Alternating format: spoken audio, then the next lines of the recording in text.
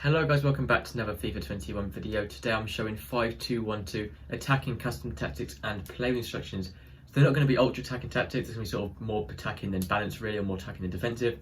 But they are just the best tactics that you should be using on the 5-2-1-2 anyway, because it is a very attacking formation, despite it being 5 at the back, because those left wing backs and the right wing backs, so both your wing backs are the most important positions on the pitch in this formation, because they're running all the way up and down the pitch, acting as wingers and defenders.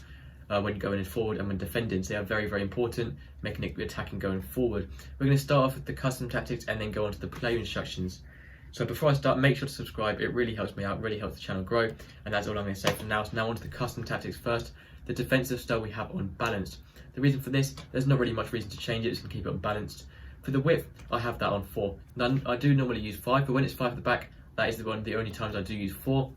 Because as you can see, the left wing back and the right wing back are very wide by default, so you want to make them a bit narrow when defending. All it does is just make it a bit easier to defend on the wings, and that is it. For the depth, I do recommend using 7, because obviously 7 and above depth, so anywhere from 7 and above, not 7 and below, 7 and above only is when it creates the automatic offside trap, which is very, very important. It's what you see all pros do now. It wasn't really a thing at the start of the game. I don't think it was even a thing last year very much, but now it does work really, really well, so you should be using at least 7 depth on it, especially in this formation, on quite an attacking formation with a good defensive sort of structure anyway, with the 5 at the back. You can use less than 7 if you really want to, but I recommend 7 for these tactics. For the offensive style now, I recommend using long ball. This is just help push your players up the pitch, sort of into the box area, and also your wing backs as well, going further up the pitch, pushing your strikers and cam into the box, and just helping overload the box. The more players you have on the box this FIFA, around the box area, the more goals you're more likely to score. That is pretty much it. For the width, I recommend 7, just to really push those left wing backs and the right wing backs out a little bit wider, making them more attacking going forward. That is the only positions it will change though, only the wing backs.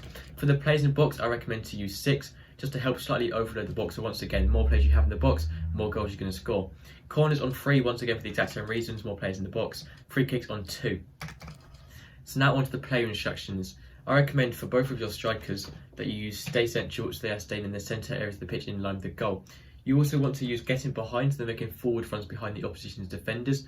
You want to be using stay forward, so they're always at the top of the pitch and not coming back when defending, because these are your strikers. And for your interceptions, just leave that on normal. So that is for both of your strikers: stay central, getting behind, and stay forward.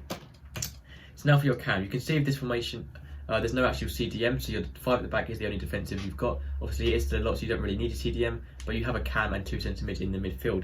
2 centre mids, they're sort of more free to do what they want, they're sort of their own positions, but the cam is more helping out the strikers and sort of in between the centre mids and the strikers. So you want to stay forward, so they're always at the top of the pitch once again, and he's not dropping back. You want getting the box across, once again helping overload that box.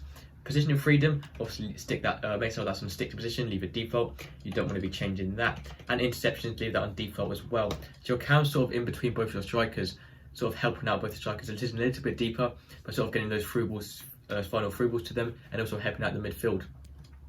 Onto your 2 centre mids. For these, I recommend leaving them completely default. Don't change anything at all here. Just leave them all completely default. You want them to be as free as possible. The more instructions you have on your centre mids, sort of the harder it is to play with them in game, because obviously centre mid is sort of one of the most important positions on the pitch, attacking and both defensively. So I recommend leaving them default for both your centre mids. For your 3 centre backs, for these, leave all 3 of these default. No reason to change these. For your wing backs now, so you want to be using overlaps to making overlapping runs on the outside. Interceptions, you want conservative, so they're sort of saving a bit more energy. They're doing a lot of running, the wing backs on this formation. They're very important players, running all the way up and down the pitch. So you do want that just to help out.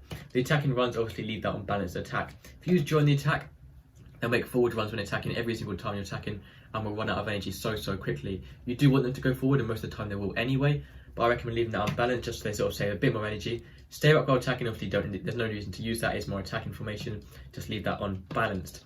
So that's it for now, apart from the goalkeeper. You want comes acrosses, so your keeper's coming for the line more to defend corners and crosses. Sorry, that's on comes crosses. And saving outside box, you definitely want that on sweeper keeper. So your keeper's sort of coming outside automatically by himself, challenging loose balls from your opponents and closing down the angle and stuff like that. So that's it for the custom tactics and the play instructions. Now on to the analysis. So the formation here, we're going to get the formation up here, and I can show you what you want to be doing when you're on the ball and stuff like that. So starting off, say you have the ball for your goalkeeper, you want to pass it out, to start playing out from the back, pass it down to your centre backs.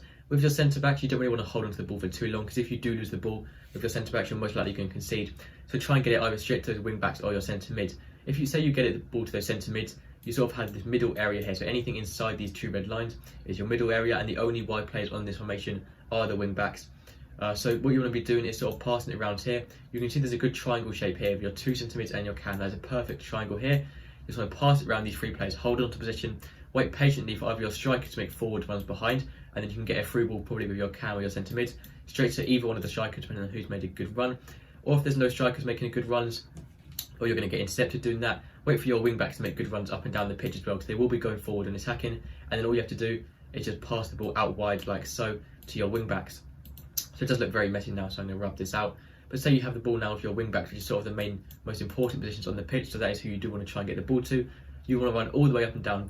Your wing backs, you need them to be very, very fast. They're running all the way up and down the pitch. But you try and get to the top of the pitch. Most likely you will be able to get to the top of the pitch without being tackled, and then all you have to do is get a simple cross in. We are using that 6 players in box and getting into the box across, which means once again overloading that box. That really helps when you're getting the cross in from your wing backs to help overload the box, because when you get that cross in, there's going to be more people in there and there's going to be more chance of you scoring. So once you've got that cross in there, if you don't want to play out wide, that is obviously fine. There's not really much reason to use this formation if you're not going to play out wide. But if there's not really an option for you there, all you have to do is, like I said earlier, pass it around. Patient football is the most important thing on this game. The more patient you are, it may feel more boring, but you are much more likely to score goals. All you have to do is wait for your strikers or your attackers to make the perfect runs forward, and then you can get to the ball to them. Even with your wing backs, if you want to, you can actually cut inside and help out the strikers or even shoot yourself. But I recommend running down the wing and crossing it in. And that is it for the 5-2-1-2, that part of the top, that when you're on the ball formation. But now I'm going to show you what you want to be doing sort of more defensively. So obviously our 3 attackers here, so I'm going to split the formation up and show you what to be doing. So some formations you have just attack and defence, like the 4-2-3-1. It's sort of split very evenly between defence and attack. On this formation, it's a bit more rough where it is, because you could say the wing backs are part of the defence, but you could also definitely say they're part of the attack, because they do go very high up when attacking, and they are very important players in attacking. So it's sort of up to you how you want to view that, but it's sort of the both. Some people may even say this in both, it's defensive and attacking. But when you are defending, but obviously your 3 attackers here, so your main sort of attacking people in the centre of the pitch, both your strikers and your cam are all on stay forward. So these are sort of completely useless when defending. They may have a bit of a chance at tackling someone when they're sort of around this middle of the pitch sort of area, but apart from that, they're not going to be very useful for you. So sort of want to ignore them and sort of just cross them out when you're defending, because they're not really going to be doing much help. So now you have your 2 centre mids and you've got your 5 at the back defenders. So your wing backs, obviously, when they are still going up high attacking, but they will still be dropping down, obviously back down to their normal sort of fullback wing back position when defending. So it will look a bit like this when defending on this 5-2-1-2 formation. So if you're 2 centre mids, obviously no CDMs, you have your 3 centre backs and your wing backs. Your wing backs will be doing all the work out wide. Your centre mids are on cover wings. They will help out the wing backs as well if they haven't quite got into position in time, but most of the time they will do. So your wing backs are doing their defending out wide. Onto the middle areas, you can see the 3 at the back is much easier than 2 at the back when you are defending. So 2 at the back, you have a defender about here, and there's a sort of gap in the middle for your opposition attackers to run through. Unlike the 3 at the back, you can see there's just one of your defenders is right in the middle of the pitch to stop that from happening, and you've got 2 on either side of him as well. So it is actually much harder to obviously concede when you're playing the 5 at the back, even if it is an attacking formation like the 5-2-1-2, which is why I like 5 at the back formation so much. And it does annoy people when you play 5 at the back, but that's sort of part of the game. As long as you get the win, I say it's fair play. So that's all you have to do there. It's pretty much just defend like normal, not really much more to it. Centre mids can help out as well. Obviously, tracking back with your centre mids is very important. Sometimes switching to your centre backs can actually be worse if you don't want to draw them out of position. Using your centre mids can work as well. But that's going to be it for this video, guys. That's the 5-2-1-2 formation. So thank you for watching. Make sure to subscribe, and I'll see you in the next video. Goodbye.